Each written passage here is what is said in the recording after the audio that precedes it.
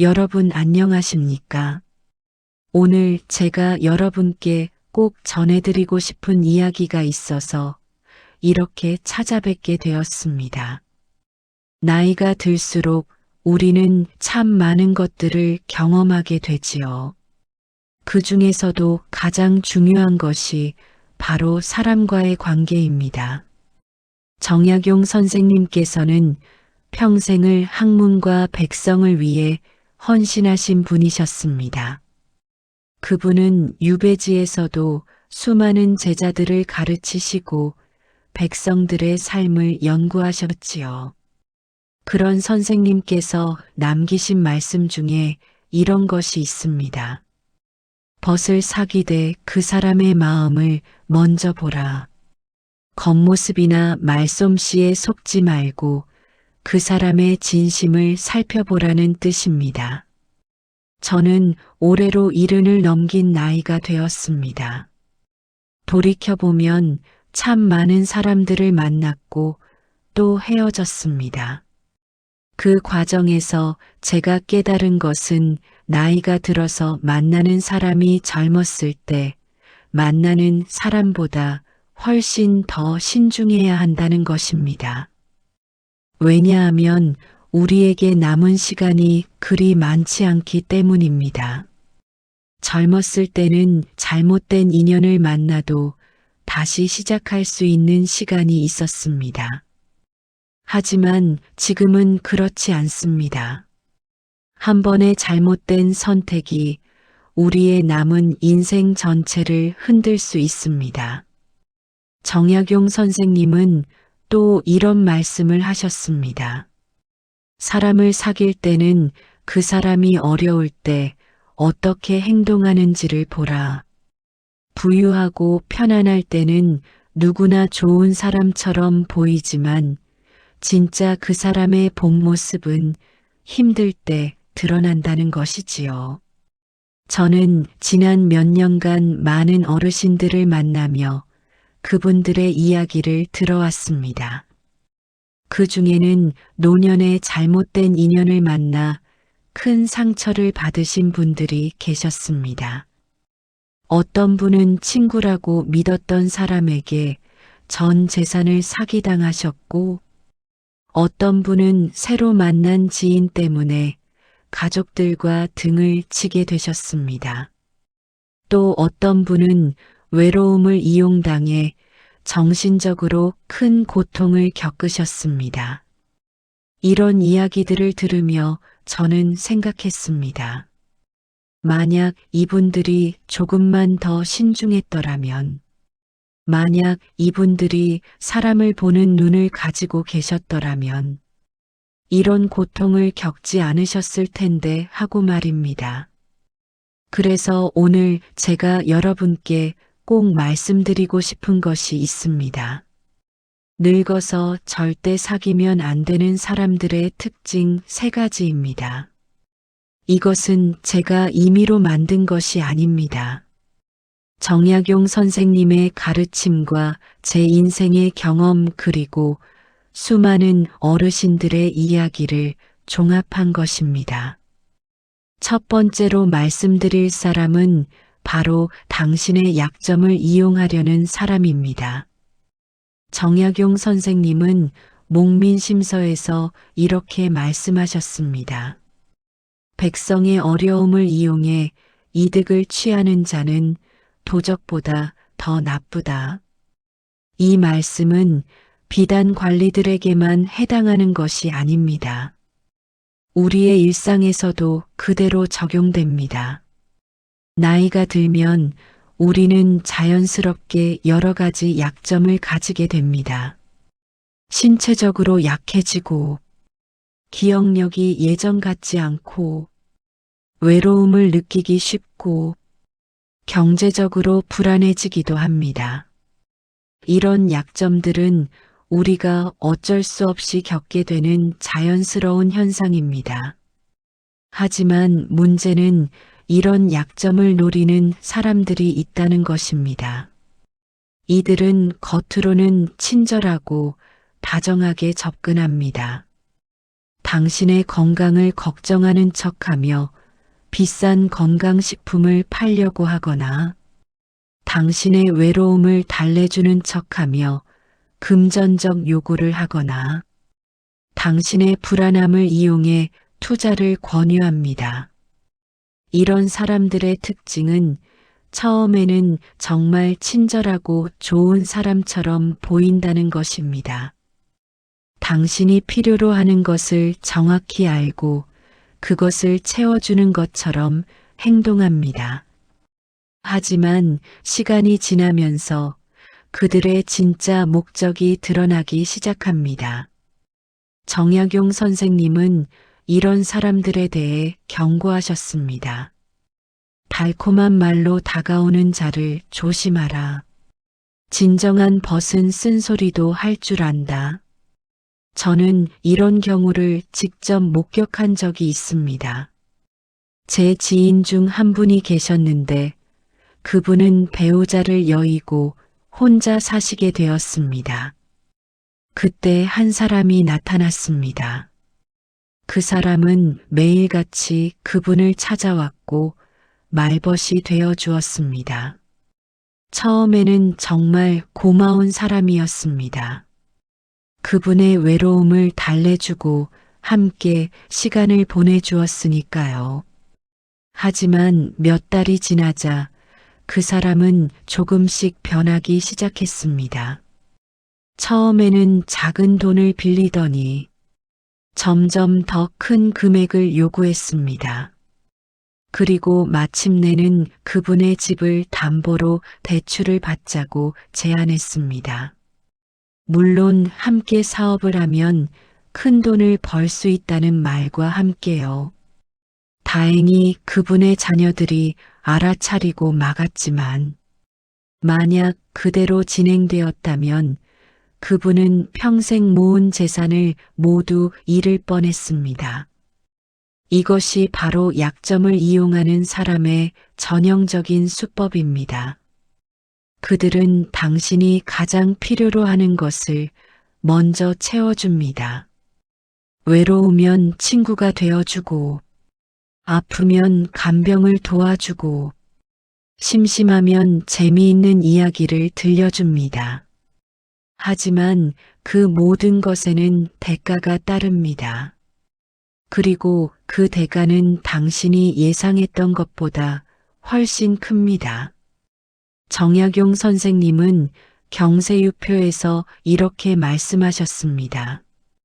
사람의 진심은 오랜 시간을 통해서만 알 수 있다. 급하게 친해지려는 자를 경계하라. 이 말씀이 정말 중요합니다. 진정한 친구는 천천히 쌓아가는 것입니다. 서로를 알아가고 신뢰를 쌓는 데는 시간이 필요합니다. 하지만 약점을 이용하려는 사람들은 빨리 친해지려고 합니다. 왜냐하면 그들에게는 시간이 없기 때문입니다. 당신이 그들의 본 모습을 알아차리기 전에 목적을 달성해야 하니까요.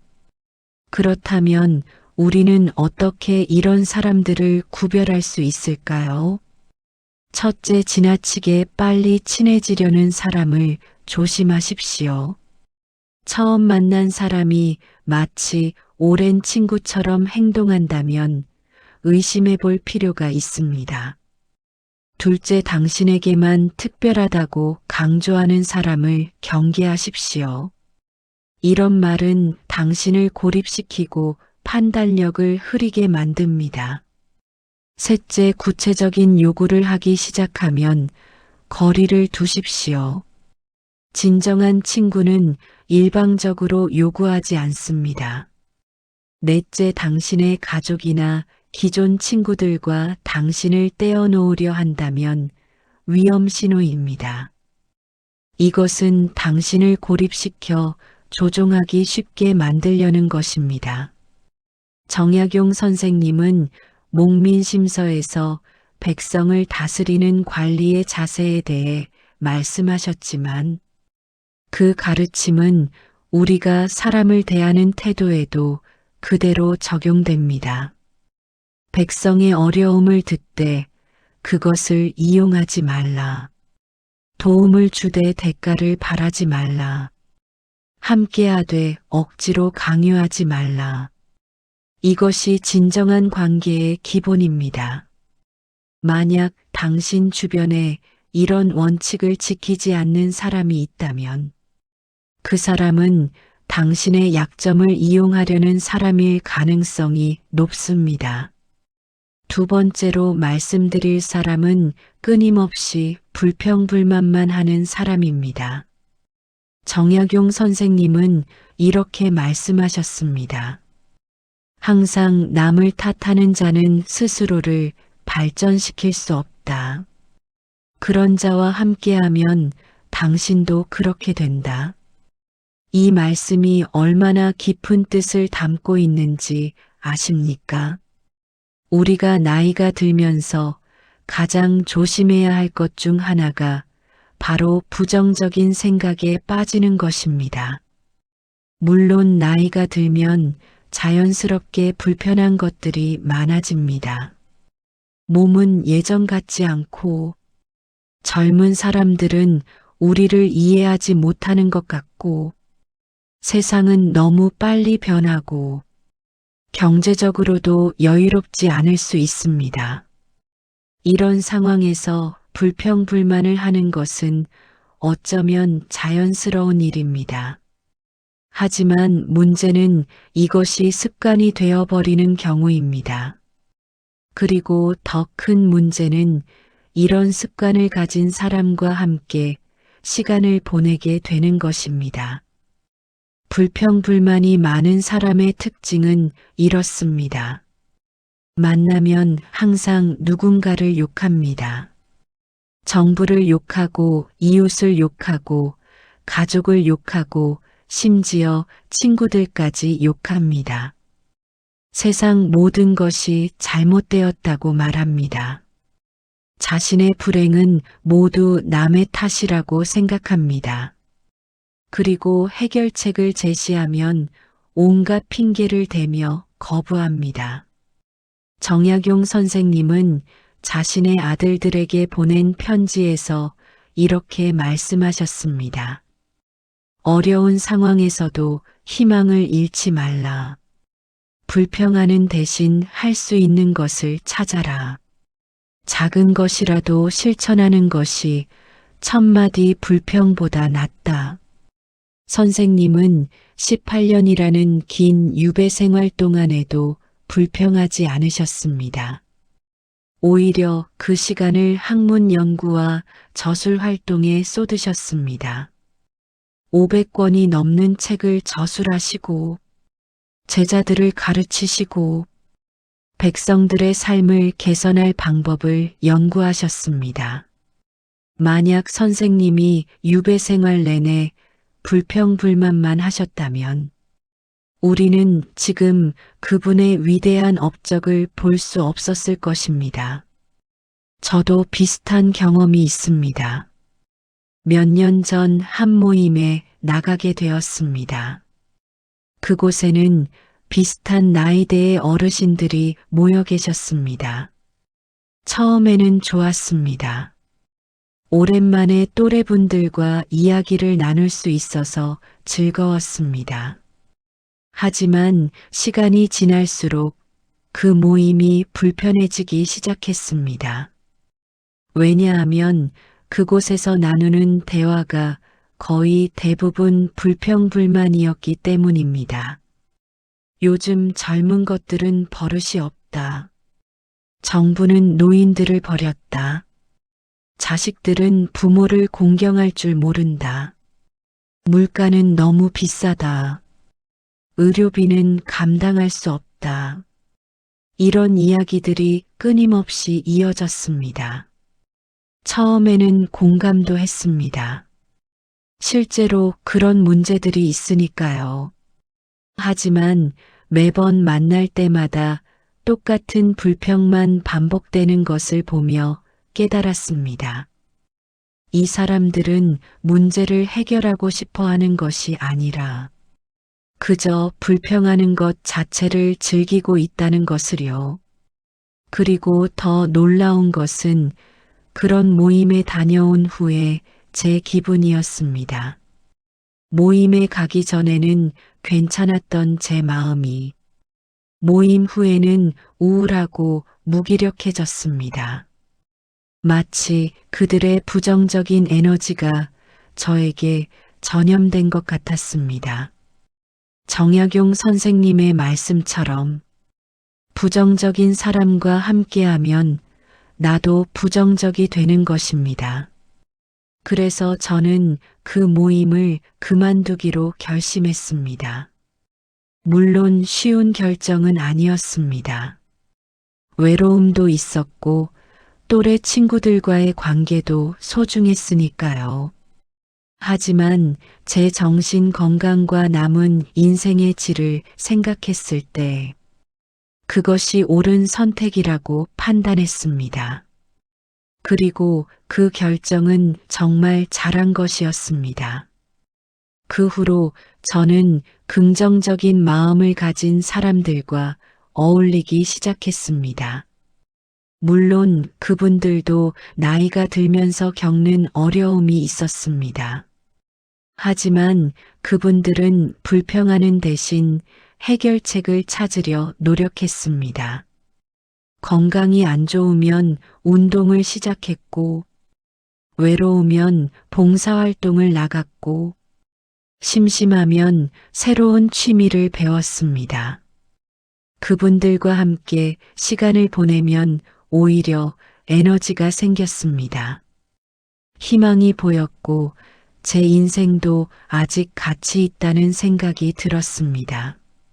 정약용 선생님은 다산신문집에서 이렇게 말씀하셨습니다. 좋은 벗은 거울과 같아서 나의 모습을 비춰준다. 나쁜 벗은 그림자와 같아서 나를 어둡게 만든다. 정말 명언입니다. 우리가 어떤 사람과 어울리느냐에 따라 우리의 삶의 질이 달라집니다. 특히 나이가 들어서는 더욱 그렇습니다. 젊었을 때는 부정적인 사람과 어울려도 그 영향을 덜 받을 수 있습니다. 에너지도 많고 회복력도 좋으니까요. 하지만 나이가 들면 우리의 정신적 에너지도 제한적입니다. 한번 우울해지면 회복하는데 시간이 오래 걸립니다. 한번 부정적인 생각에 빠지면 빠져나오기 어렵습니다. 그래서 더욱 조심해야 합니다. 불평불만이 많은 사람을 구별하는 방법은 이렇습니다. 첫째, 그 사람과 대화를 나눈 후 당신의 기분이 어떤지 확인하십시오. 만약 우울하고 무기력해진다면 그 사람과의 관계를 재고해야 합니다. 둘째, 그 사람이 해결책보다 문제에 더 집중하는지 보십시오. 진정으로 문제를 해결하고 싶은 사람은 방법을 찾습니다. 하지만 불평만 하는 사람은 문제를 계속 이야기할 뿐입니다. 셋째, 그 사람이 자신의 잘못을 인정하는지 살펴보십시오. 모든 것을 남의 탓으로 돌리는 사람은 위험합니다. 넷째, 긍정적인 이야기를 꺼냈을 때 그 사람의 반응을 보십시오. 만약 즉시 부정적으로 반응하거나 냉소적으로 대한다면 그 사람은 부정성에 중독된 것입니다. 정약용 선생님은 흠음신서에서 이렇게 말씀하셨습니다. 사람을 판단할 때는 그 사람의 말보다 행동을 보라. 불평만 하고 행동하지 않는 자는 진정성이 없는 것이다. 정말 맞는 말씀입니다. 우리 모두 불평할 수 있습니다. 때로는 불평이 필요하기도 합니다. 하지만 그것이 전부가 되어서는 안 됩니다. 불평 후에는 행동이 따라야 합니다. 변화를 위한 노력이 있어야 합니다. 만약 당신 주변에 끊임없이 불평만 하는 사람이 있다면 그 사람과의 거리를 조정할 필요가 있습니다. 완전히 관계를 끊을 필요는 없을 수도 있습니다. 하지만 그 사람이 당신의 정신 건강에 미치는 영향을 최소화해야 합니다. 만남의 횟수를 줄이거나 만나더라도 짧은 시간만 보내거나 부정적인 대화가 시작되면 주제를 바꾸는 것도 방법입니다. 우리의 남은 시간은 소중합니다. 그 시간을 부정적인 에너지에 낭비할 수는 없습니다. 정약용 선생님처럼 어려운 상황에서도 긍정적으로 살아갈 수 있는 사람들과 함께 해야 합니다. 그런 사람들이 진정한 친구입니다. 그런 사람들이 우리의 노년을 풍요롭게 만들어줍니다. 이제 세 번째로 말씀드릴 사람은 당신을 이용만 하고 진심으로 대하지 않는 사람입니다. 정약용 선생님은 여유당 전서에서 이렇게 말씀하셨습니다. 진정한 우정은 서로 주고받는 것이다. 한쪽만 주고 한쪽만 받는 관계는 우정이 아니라 거래다. 이 말씀이 얼마나 중요한지 모르겠습니다. 나이가 들면 우리는 때때로 외로움을 느낍니다. 자녀들은 바쁘고 오랜 친구들은 멀리 있거나 세상을 떠나기도 합니다. 이럴 때 우리는 누군가와의 관계를 갈망하게 됩니다. 그리고 바로 이 지점에서 우리는 위험에 빠질 수 있습니다. 관계에 대한 갈망이 너무 크면 우리는 일방적인 관계도 받아들이게 되기 때문입니다. 저는 이런 경우를 많이 봐왔습니다. 어떤 어르신은 자신을 찾아오는 사람이 있다는 것만으로도 감사해야 하며 그 사람의 모든 요구를 들어주셨습니다. 차를 태워달라고 하면 태워주고 돈을 빌려달라고 하면 빌려주고 심지어 집안일까지 도와주셨습니다. 하지만 그 사람은 정작 그 어르신이 도움이 필요할 때는 나타나지 않았습니다. 전화를 해도 받지 않고 약속을 해도 지키지 않았습니다. 그저 자신이 필요할 때만 찾아왔던 것입니다. 이것이 바로 이용하는 관계입니다. 정약용 선생님은 목민심서에서 관리가 백성을 대하는 태도에 대해 말씀하시며 이렇게 강조하셨습니다. 백성을 이용하지 말고 섬기라. 그들의 수고에 대해 항상 감사하라. 작은 도움에도 큰 보답을 하라. 이것은 비단 관리와 백성의 관계에만 해당하는 것이 아닙니다. 모든 인간관계의 기본 원칙입니다. 친구 관계에서도 마찬가지입니다. 한쪽이 계속 주고 다른 쪽이 계속 받기만 한다면 그것은 건강한 관계가 아닙니다. 물론 때로는 한쪽이 더 많이 줄 수도 있습니다. 친구가 어려울 때는 더 많이 도와줄 수 있습니다. 하지만 그것은 일시적이어야 합니다. 그리고 상황이 바뀌면 역할도 바뀌어야 합니다. 진정한 친구는 서로를 배려합니다. 상대방이 준 것을 기억하고 감사합니다. 그리고 기회가 되면 반드시 보답합니다. 하지만 이용하는 사람은 다릅니다. 그들은 당신이 해준 것을 당연하게 여깁니다. 감사하는 마음이 없고 심지어 더 많은 것을 요구합니다. 그리고 당신이 거절하거나 도움을 요청하면 갑자기 바쁘다거나 사정이 있다며 피합니다. 정약용 선생님은 자녀들에게 보낸 편지에서 이렇게 말씀하셨습니다. 남에게 베풀되 보답을 바라지 말라. 그러나 남이 베푼 것은 반드시 기억하고 갚아라. 이것이 사람의 도리다. 선생님의 이 말씀에는 깊은 뜻이 담겨 있습니다. 우리가 남에게 베풀 때는 대가를 바라지 말아야 합니다. 그것이 진정한 선행입니다. 하지만 남이 우리에게 베풀었을 때는 반드시 기억하고 보답해야 합니다. 그것이 사람의 도리이기 때문입니다. 만약 누군가 당신에게 계속 받기만 하고 보답할 생각이 없다면 그 사람은 이 기본적인 도리를 모르는 사람입니다.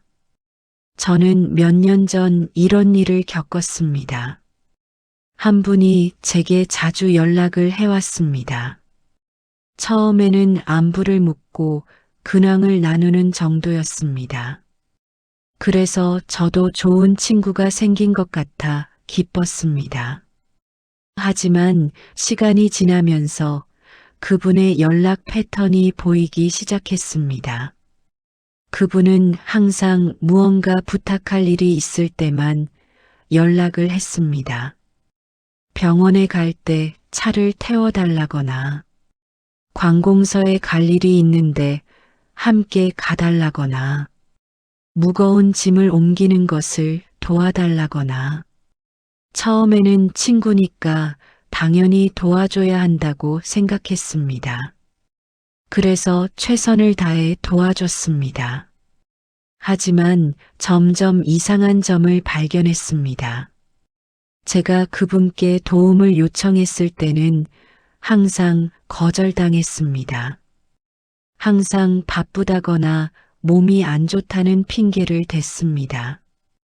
그리고 제가 어려운 일이 있어도 먼저 연락해서 안부를 묻지 않았습니다. 오직 자신이 도움이 필요할 때만 연락이 왔습니다. 그때 깨달았습니다. 이 사람은 나를 친구로 생각하는 것이 아니라 편리한 도구로 생각하고 있다는 것을요. 정약용 선생님은 경세유표에서 이렇게 말씀하셨습니다. 사람을 쓸 때는 그의 장점을 활용하되 그를 도구처럼 대하지 말라. 사람은 물건이 아니라 존중받아야 할 존재다. 바로 이겁니다. 우리는 누구나 존중받을 권리가 있습니다. 나이가 들었다고, 외롭다고, 도움이 필요하다고 해서 누군가의 도구가 되어서는 안 됩니다. 그래서 저는 그 관계를 정리했습니다. 더 이상 그분의 부탁을 들어주지 않았고 연락도 점차 줄여나갔습니다. 처음에는 미안한 마음도 들었습니다. 하지만 시간이 지나면서 그것이 옳은 결정이었다는 것을 알게 되었습니다. 그 후로 제 시간과 에너지를 진정으로 저를 소중하게 여기는 사람들과 보낼 수 있게 되었습니다. 이용하는 사람을 구별하는 방법은 이렇습니다. 첫째, 그 사람이 연락하는 패턴을 살펴보십시오. 항상 무언가 필요할 때만 연락한다면 의심해 봐야 합니다. 둘째, 관계의 균형을 확인하십시오. 당신이 계속 주기만 하고 받는 것이 없다면 문제가 있는 것입니다. 셋째, 당신이 도움을 요청했을 때의 반응을 보십시오. 진정한 친구는 기꺼이 도와줍니다. 하지만 이용하는 사람은 갖은 핑계를 대며 거절합니다. 넷째, 그 사람이 당신의 이야기에 관심이 있는지 확인하십시오. 자기 이야기만 하고 당신의 이야기는 듣지 않는다면 그 사람은 당신에게 진심이 아닙니다. 다섯째, 감사의 표현이 있는지 살펴보십시오. 당신이 해준 것에 대해 감사해야 하고 그것을 기억하는지 확인하십시오. 만약 당연하게 여기거나 기억조차 하지 못한다면 그 사람은 당신을 이용하고 있는 것입니다. 정약용 선생님은 다산시문집에서 이렇게 말씀하셨습니다. 진정한 벗은 서로의 마음을 나눈다. 함께 기뻐하고 함께 슬퍼한다. 한쪽의 감정만 중요하다면 그것은 진정한 관계가 아니다. 맞습니다. 진정한 관계는 쌍방향입니다. 서로가 서로를 생각하고 서로가 서로를 배려합니다. 한쪽만 주고 한쪽만 받는 관계는 오래 갈 수 없습니다. 그리고 그런 관계는 당신을 지치게 만듭니다. 나이가 들수록 우리의 에너지는 제한적입니다. 그 소중한 에너지를 일방적인 관계에 낭비할 수는 없습니다. 만약 당신 주변에 당신을 이용만 하는 사람이 있다면 용기를 내어 거리를 두십시오. 처음에는 어려울 수 있습니다. 외로움이 밀려올 수도 있습니다. 하지만 결국에는 더 나은 선택이었다는 것을 알게 될 것입니다. 그리고 그 공간에 진정한 친구가 들어올 것입니다. 정약용 선생님은 평생을 통해 진정한 관계의 가치를 보여주셨습니다. 선생님은 유배지에서도 제자들을 진심으로 대하셨습니다. 그들의 학문을 지도하시고 그들의 삶을 걱정하시고 그들과 깊은 정을 나누셨습니다. 그리고 제자들도 선생님께 진심으로 대했습니다. 어려운 상황에서도 선생님을 찾아뵙고 선생님의 가르침을 실천하며 선생님을 평생 스승으로 모셨습니다. 이것이 바로 진정한 관계입니다. 서로가 서로를 소중하게 여기고 서로가 서로에게 힘이 되어주는 관계. 이런 관계를 우리는 노년에 꼭 필요로 합니다. 여러분, 지금까지 제가 말씀드린 3가지 유형의 사람들을 정리해 보겠습니다. 첫째, 당신의 약점을 이용하려는 사람. 둘째, 끊임없이 불평불만만 하는 사람. 셋째, 당신을 이용만 하고 진심으로 대하지 않는 사람. 이 3가지 유형의 사람들은 우리의 노년을 불행하게 만듭니다. 그들은 우리의 에너지를 빼앗아가고 우리의 재산을 위협하고 우리의 정신 건강을 해칩니다. 정약용 선생님은 목민심서에서 이렇게 말씀하셨습니다. 나쁜 사람을 가까이 하면 좋은 사람도 나빠진다. 그러므로 사람을 가려서 사귀어야 한다. 이것은 관리에게만 해당하는 말이 아닙니다. 우리 모두에게 해당하는 말입니다. 특히 노년에는 더욱 그렇습니다. 우리에게 남은 시간은 한정되어 있습니다. 그 시간을 누구와 보내느냐가 우리 삶의 질을 결정합니다. 하지만 여기서 오해하지 말아야 할 것이 있습니다. 제가 사람들을 멀리하라고 말씀드리는 것이 아닙니다. 오히려 반대입니다. 좋은 사람들과 더 가까워지라는 것입니다. 나쁜 사람들을 멀리함으로써 좋은 사람들을 위한 공간을 만들라는 것입니다. 정약용 선생님은 여유당전서에서 이렇게 말씀하셨습니다. 좋은 친구 1명이 나쁜 친구 100명보다 낫다. 적게 사귀되 깊게 사귀어라. 정말 맞는 말씀입니다. 나이가 들수록 친구의 수보다 질이 중요합니다. 수십 명의 피상적인 친구보다 한두 명의 진실한 친구가 훨씬 더 가치 있습니다. 그렇다면 우리는 어떤 사람과 친구가 되어야 할까요? 정약용 선생님의 가르침을 바탕으로 말씀드리겠습니다. 첫째, 정직한 사람과 사귀십시오. 선생님은 항상 정직을 강조하셨습니다. 거짓말을 하지 않고 약속을 지키고 솔직하게 자신의 생각을 말하는 사람. 이런 사람이 진정한 친구입니다.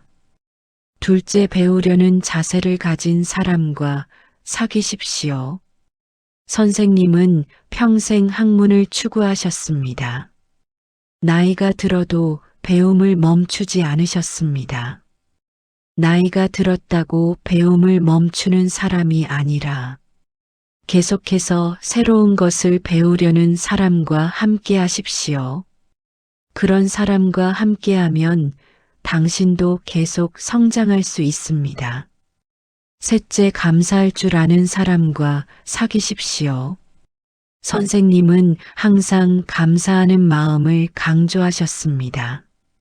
작은 것에도 감사하고 다른 사람의 수고를 인정하는 사람. 이런 사람과 함께하면 당신도 감사하는 삶을 살게 됩니다. 넷째, 긍정적인 사람과 사귀십시오. 선생님은 어려운 상황에서도 희망을 잃지 않으셨습니다. 18년의 유배 생활도 긍정적으로 받아들이셨습니다. 어려움 속에서도 긍정적인 면을 찾는 사람. 그런 사람과 함께하면 당신의 삶도 밝아집니다. 다섯째, 배려심이 있는 사람과 사귀십시오. 선생님은 항상 다른 사람을 배려하셨습니다. 백성들의 어려움을 이해하고 제자들의 형편을 생각하셨습니다. 상대방의 입장을 생각하고 배려할 줄 아는 사람과 사귀십시오. 여섯째, 책임감 있는 사람과 사귀십시오. 선생님은 자신의 일에 책임을 다하셨습니다. 어떤 상황에서도 맡은 바를 완수하셨습니다.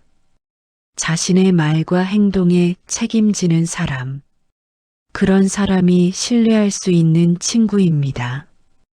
일곱째, 겸손한 사람과 사귀십시오. 선생님은 위대한 학자이셨지만 겸손하셨습니다. 자신보다 못한 사람도 존중하셨습니다. 나이가 들수록 겸손함은 더욱 중요해집니다. 자신이 모든 것을 안다고 생각하지 않고 다른 사람의 의견을 존중하는 사람과 사귀십시오. 정약용 선생님은 다산시문집에서 이렇게 말씀하셨습니다. 좋은 친구를 만나는 것은 행운이 아니라 선택이다. 좋은 사람을 알아보는 눈을 길러야 한다. 정말 중요한 말씀입니다. 좋은 친구를 만나는 것은 우연이 아닙니다. 우리가 의식적으로 선택하고 노력해야 하는 것입니다. 그리고 그러기 위해서는 사람을 보는 눈을 길러야 합니다. 그렇다면 어떻게 사람을 보는 눈을 기를 수 있을까요? 첫째, 서두르지 마십시오. 사람을 제대로 알기 위해서는 시간이 필요합니다. 처음 만났을 때의 인상만으로 판단하지 마십시오. 여러 상황에서 그 사람을 관찰하십시오. 둘째, 말보다 행동을 보십시오. 사람들은 말로는 무엇이든 할 수 있습니다. 하지만 진실은 행동에서 드러납니다. 그 사람이 무슨 말을 하는지보다 무엇을 하는지를 보십시오. 셋째, 어려운 상황에서의 모습을 보십시오. 사람의 진가는 어려울 때 드러납니다. 편안할 때는 누구나 좋은 사람처럼 보입니다. 하지만 힘들 때 어떻게 행동하는지가 그 사람의 본 모습입니다. 넷째, 다른 사람들과의 관계를 보십시오. 그 사람이 다른 사람들을 어떻게 대하는지 관찰하십시오. 특히 자신보다 약한 사람들을 어떻게 대하는지가 중요합니다. 다섯째, 자신의 직관을 믿으십시오. 오랜 인생 경험으로 쌓인 당신의 직관을 무시하지 마십시오. 뭔가 이상하다는 느낌이 들면 그 느낌을 신중하게 고려하십시오. 정약용 선생님은 경세유표에서 이렇게 말씀하셨습니다. 사람을 알아보는 것은 학문이요 예술이다. 평생을 공부해도 완전히 알 수 없는 것이 사람의 마음이다. 그러므로 항상 겸손하게 관찰하고 배워야 한다. 정말 깊은 뜻이 담긴 말씀입니다. 사람을 안다는 것은 쉬운 일이 아닙니다. 평생을 살아도 완전히 알 수 없는 것이 사람의 마음입니다. 하지만 그렇다고 포기해서는 안 됩니다. 계속해서 배우고 노력해야 합니다. 여러분께 한 가지 더 말씀드리고 싶은 것이 있습니다. 이미 나쁜 사람과 관계를 맺고 있다면 어떻게 해야 할까요? 먼저 그 관계를 정확히 평가하십시오. 정말로 문제가 있는 관계인지 아니면 일시적인 문제인지 판단하십시오. 만약 정말로 문제가 있는 관계라면 용기를 내어 그 관계를 정리해야 합니다. 물론 쉽지 않습니다. 특히 오래된 관계일수록 더 어렵습니다. 하지만 당신의 행복과 건강을 위해 필요한 일입니다. 관계를 정리하는 방법은 여러 가지가 있습니다. 갑자기 끊을 필요는 없습니다. 천천히 거리를 두는 것도 방법입니다. 만남의 횟수를 줄이고 연락을 덜하고 점차 멀어지는 것입니다. 때로는 솔직하게 대화하는 것도 필요합니다. 당신이 느끼는 것을 정중하게 말하고 관계에 대해 제거하고 싶다고 전하는 것입니다. 어떤 방법을 선택하든 중요한 것은 당신 자신을 보호하는 것입니다. 나쁜 관계 때문에 고통받을 필요는 없습니다. 정약용 선생님은 목민심서에서 이렇게 말씀하셨습니다. 잘못된 것을 바로잡는 것은 용기가 필요하다. 하지만 그것이 옳은 일이라면 반드시 해야 한다. 비록 어렵더라도 피해서는 안 된다. 선생님의 이 말씀을 기억하십시오. 나쁜 관계를 정리하는 것은 어려운 일입니다. 하지만 그것이 옳은 일이라면 해야 합니다. 당신의 행복과 평화를 위해서입니다. 그리고 한 가지 더 중요한 것이 있습니다. 나쁜 관계를 정리한 후에는 그 빈자리를 좋은 관계로 채워야 합니다. 새로운 사람들을 만나십시오. 긍정적이고 진실한 사람들을 찾으십시오. 봉사활동에 참여하거나 취미 모임에 나가거나 평생교육 프로그램에 등록하는 것도 좋은 방법입니다. 그곳에서 비슷한 관심사를 가진 사람들을 만날 수 있습니다. 그리고 그런 사람들 중에서 진정한 친구를 찾을 수 있습니다. 정약용 선생님은 다산시문집에서 이렇게 말씀하셨습니다. 낡은 것을 버리고 새 것을 받아들이는 것을 두려워하지 말라. 나이가 들었다고 변화를 거부해서는 안 된다. 새로운 시작은 언제나 가능하다. 정말 희망적인 말씀입니다. 나이가 들었다고 변화가 불가능한 것은 아닙니다. 새로운 친구를 만드는 것도, 새로운 취미를 시작하는 것도, 새로운 삶을 사는 것도 가능합니다. 중요한 것은 마음가짐입니다. 두려워하지 말고 용기를 내어 한 걸음 내딛는 것입니다. 여러분께 제 개인적인 경험을 하나 더 말씀드리고 싶습니다. 저는 몇 년 전 큰 결심을 했습니다. 저를 힘들게 하는 몇몇 관계들을 정리하기로 한 것입니다. 처음에는 정말 어려웠습니다. 외로움이 밀려왔고 후회도 되었습니다. 하지만 시간이 지나면서 그것이 제 인생 최고의 결정 중 하나였다는 것을 깨달았습니다. 나쁜 관계들을 정리하고 나니 마음에 여유가 생겼습니다. 그리고 그 여유 공간에 정말 좋은 사람들이 들어왔습니다. 이제 저는 진심으로 저를 대하는 사람들과 시간을 보냅니다. 함께 있으면 에너지가 생기는 사람들, 서로를 존중하고 배려하는 사람들, 그런 사람들과의 관계는 제 노년을 풍요롭게 만들어줍니다. 정약용 선생님처럼 저도 이제는 진정한 벗들과 함께 남은 인생을 의미 있게 살아가고 있습니다. 정약용 선생님은 여유당 전서에서 이렇게 말씀하셨습니다. 인생의 가장 큰 재산은 좋은 친구다. 금과 은보다 귀한 것이 진실한 벗이다. 그것을 얻기 위해서는 지혜롭게 선택해야 한다. 정말 명언입니다. 우리가 가진 가장 큰 재산은 돈이 아닙니다. 좋은 친구입니다. 진실한 관계입니다.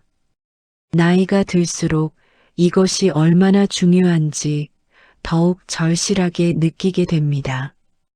건강이 좋지 않을 때, 외로움을 느낄 때, 어려운 결정을 내려야 할 때, 우리 곁에 있어주는 것은 돈이 아니라 사람입니다. 그래서 우리는 지혜롭게 선택해야 합니다. 누구와 시간을 보낼 것인지, 누구와 관계를 맺을 것인지 신중하게 결정해야 합니다. 정약용 선생님은 경세유표에서 이렇게 말씀하셨습니다. 현명한 사람은 사람을 보는 눈이 있다. 어리석은 사람은 겉모습만 본다. 지혜로운 사람은 본질을 꿰뚫어 본다. 우리 모두 지혜로운 사람이 되어야 합니다. 겉모습에 속지 않고 본질을 볼 수 있어야 합니다. 그것이 우리 자신을 지키는 방법입니다. 여러분, 오늘 제가 말씀드린 내용을 정리하겠습니다. 늙어서 절대 사귀면 안 되는 사람 3가지. 첫째, 당신의 약점을 이용하려는 사람. 이들은 당신의 외로움, 건강, 경제적 불안을 노립니다. 달콤한 말로 다가오지만 결국 당신을 이용합니다. 둘째, 끊임없이 불평불만만 하는 사람. 이들은 당신의 에너지를 빼앗아갑니다. 함께 있으면 우울해지고 무기력해집니다. 셋째, 당신을 이용만 하고 진심으로 대하지 않는 사람. 이들은 필요할 때만 찾아오고 당신이 필요할 때는 외면합니다. 일방적인 관계는 당신을 지치게 만듭니다. 정약용 선생님의 가르침은 이렇습니다. 사람을 볼 줄 아는 지혜를 기르십시오. 서두르지 말고 천천히 관찰하십시오. 말보다 행동을 보십시오. 어려울 때의 모습을 보십시오. 그리고 용기를 내어 나쁜 관계는 정리하십시오. 대신 좋은 사람들과의 관계를 만들어 가십시오. 정직하고 배우려는 자세를 가진 사람. 감사할 줄 알고 긍정적인 사람, 배려심 있고 책임감 있는 사람, 겸손한 사람, 이런 사람들과 함께 하십시오. 여러분, 우리에게 남은 시간은 소중합니다. 그 시간을 누구와 보내느냐가 우리 삶의 질을 결정합니다. 정약용 선생님처럼 어려운 상황에서도 긍정적으로 살아가고 좋은 사람들과 의미 있는 관계를 맺으며 가치 있는 삶을 살아가시기 바랍니다. 나이가 들수록 중요한 것은 많은 사람을 아는 것이 아니라 좋은 사람을 아는 것입니다. 피상적인 관계가 아니라 깊고 진실한 관계입니다. 정약용 선생님은 평생을 통해 이것을 보여주셨습니다. 선생님은 유배지에서도 진실한 제자들과 깊은 관계를 맺으셨고 그들과 함께 학문을 탐구하시며 의미 있는 삶을 사셨습니다. 우리도 그렇게 할 수 있습니다. 나이가 많다고, 외롭다고, 선택의 여지가 없는 것은 아닙니다. 우리는 언제나 선택할 수 있습니다. 누구와 함께 할 것인지, 어떤 관계를 맺을 것인지, 우리의 손에 달려 있습니다. 정약용 선생님은 목민심서에서 마지막으로 이렇게 말씀하셨습니다. 인생은 짧고 시간은 빠르다. 그러므로 현명하게 살아야 한다. 좋은 것을 선택하고 나쁜 것을 멀리해야 한다. 그것이 지혜로운 삶이다. 여러분도 지혜롭게 사십시오. 나쁜 사람들을 멀리하고 좋은 사람들과 가까이 하십시오. 그것이 행복한 노년을 보내는 비결입니다. 오늘 제 이야기가 여러분께 조금이나마 도움이 되었기를 바랍니다. 정약용 선생님의 가르침이 여러분의 삶에 지혜와 용기를 주시기를 바랍니다. 그리고 여러분 모두 좋은 사람들과 함께 행복하고 평화로운 노년을 보내시기를 진심으로 기원합니다. 늙어서 절대 사귀면 안 되는 사람 3가지. 당신의 약점을 이용하는 사람, 불평불만만 하는 사람, 당신을 이용만 하는 사람. 이것을 꼭 기억하시고 지혜롭게 사람을 선택하시기 바랍니다. 여러분의 남은 인생이 진실하고 아름다운 관계들로 가득하기를, 그리고 정약용 선생님처럼 의미 있고 가치 있는 삶이 되기를 진심으로 기원합니다. 긴 시간 제 이야기를 들어주셔서 감사합니다. 여러분 모두 건강하시고 행복하시기를 바랍니다.